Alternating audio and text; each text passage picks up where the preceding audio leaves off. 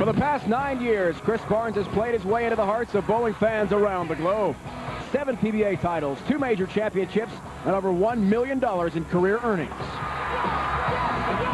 But all that success has been surrounded by heartache. His struggles in TV finals are well known, including a disappointing second-place finish last week. Today, Barnes looks for redemption in Dallas, his hometown. Can Chris Barnes find success in Big D? We find out next.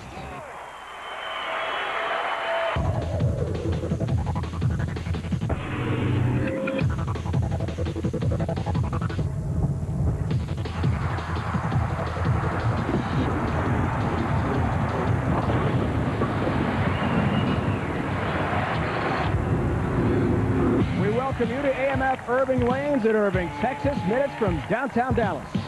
ESPN brings you live coverage of the 2007 Geico Classic. We have 4 bowlers all looking for their first title of the season.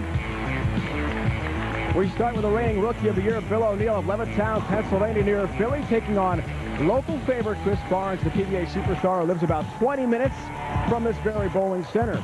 The winner of the O'Neill-Barnes match challenges the victor emerging from the John May-Mike Devaney matchup. Those two have combined for just 1 career title to date. Hello, bowling fans. Welcome to the Dallas Metroplex. Glad you could join us today. Dave Ryan alongside native Texan Norm Duke and Randy Peterson. Randy, perhaps last week's puzzle with Chris Barnes really defines what a difficult time it's been for us to figure out his great career. In the first match against Mike Edwards in El Paso, 269 to make the final. But in the championship match with Mika Koivuniemi, just a 185. Well, I spoke with Chris after the title match, Dave, and he said he made some mistakes, and it started with a ball change on the left lane in the title match that backfired on him, and he compounded that problem with making bad shots and just poor execution. But make no mistake about it, Chris Barnes is a bona fide superstar out here, and like all great champions, he overcame adversity, he's persevered, he's back on television, and making back-to-back shows for the 12th time in his career. And he's had a great season, folks. He's second in the Denny's PBA Tour in rankings right now. He's got 4 TV shows. That's tied for second on tour as well. Norm, you're a fellow superstar, Chris Barnes. You've won 25 titles on tour. How are the TV struggles affecting Chris Barnes right now? Well, you can bet that the struggles have gotten into his head, and they will compound with every television loss. But the players out here are great. I mean, he lost to Mika Koivuniemi. He lost to Wes Malott. Those are no hacks. Those guys are superstars themselves. No one will win all of those games. But at some point, Chris Barnes has to say, enough is enough. And I believe that if he keeps the faith, and if he trusts in his training, and more importantly, draws from this electric Dallas crowd, he could turn everything around today. This week's shark pattern, 44 feet in length, the longest of all the named patterns and the lowest scoring pattern, because the outside part of the lane is absolutely out of bounds. And this week was especially difficult because the pattern was applied to wood surface. That's right, we bowled on wood this week. And what happens is the front part of the lane hooks early, and it makes it difficult for the players to get to the break point consistently. Your champion today will be the player who repeats and makes quality shots and stays out of trouble. The shark pattern at 44 feet. There have been 2 300 games and 1 from Chris Barnes, one of our 4 finalists today in the round of 32.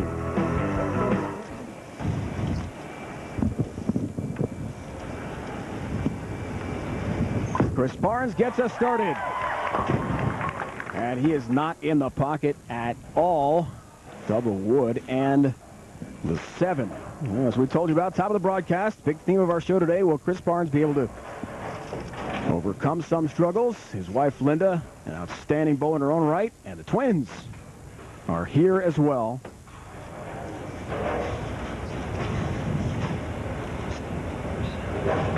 Ryan and Troy turn 5 in May.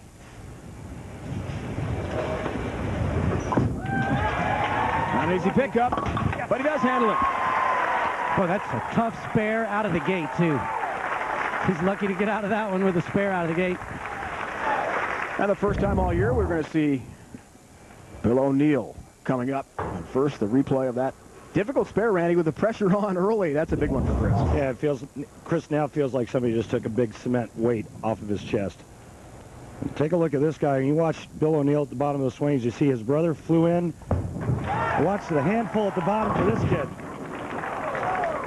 Two pin for Bill. His first shot on TV all year. Todd made the trip, got in here last night. We had a chance to meet Todd.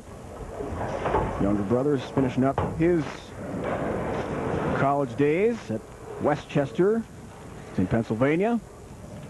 Kinesiology major. Bill O'Neill went to college in Michigan, was a tremendous collegiate star at Saginaw Valley State. Four-time All-American there. Leading us, Norm, to the Ace Hardware matchup. Now, Bill O'Neill's had a lot of success collegiately, as did Chris Barnes in the amateur level, too, but college success and pro success, two totally different things. Yeah, they are, but Bill O'Neill has enjoyed some success out here. In fact, he is the reigning Rookie of the Year. He's yet to win, but he has had a runner-up finish. And the main thing is this guy's power. It's just raw power. Pins hit other pins, and he spares good with that rocket launcher he throws at him. Norm, I thought it was interesting when Bill O'Neill told us, though, that he's trying to tame down some of this power. And you can see we're in the second frame of game one, and that ball is already crossing left of the fourth arrow. And I got to be honest, this is going to create a problem for the scoring for today's telecast. Well, I couldn't agree with you more. You know, all the guys on our telecast have a lot of red rate. They started inside early in practice, and they're going to migrate farther and farther left as today's action continues. And I think it's who's going to be able to consistently get the ball to that 30-foot range. That's the guy with the advantage. 4 shows this year.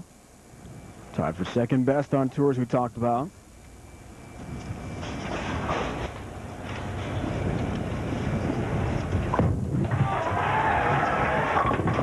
All 10 down.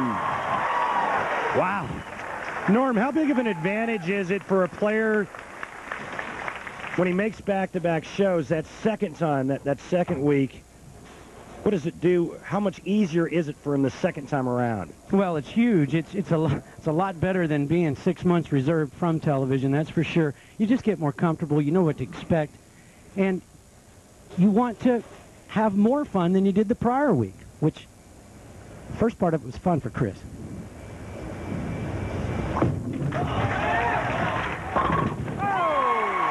Wow. Punches down 10 into the pit. Wes Roth, the only bowler, and also a Texan from the Dallas area, from Argyle, with more TV shows. And he gets a high five from his twin son's wife, Linda, who recently won that National Amateur Championship we told you about. That puts her on Team USA. She's an excellent bowler. Bill O'Neill's road to TV. Fairly easy dispatching of Steve Jarris here Friday night.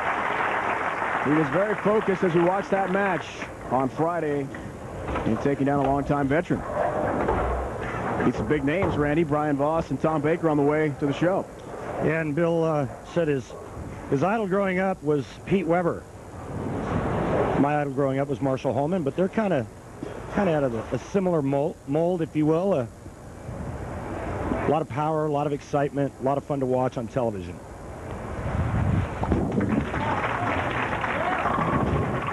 A touch high, looking for the hit on number 9 and won't get it. Oh, a terrible break for Bill O'Neill. He was 12 pins down, looking to cut it to 2 and leaves the solid 9 on the hooking lane.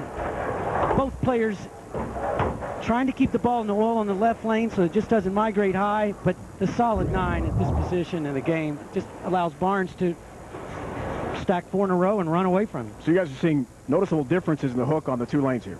Yeah, to me it looks like it's good 4 to 5 boards at the arrows. Yeah, the left lane hooking more. Sends the players farther left. That's really a good thing, because if it was the right lane that was hooking so much, they would run into that ball return where they'd be there already. And Randy, who does that benefit right now? All of them. You remember my prediction from last week, Dave? I mean, you know, Norm made a good point. I mean, if it's on the left lane, you don't run out of approach. You can move as far left on the approach as you want to create angle. If you have to, you loft it over the gutter cap. But on the right lane, now you run into the ball return, then you have to stand in front of the ball return, and that could create a little bit of a problem. There we go. Yes. You like that on release. And has hit a roll after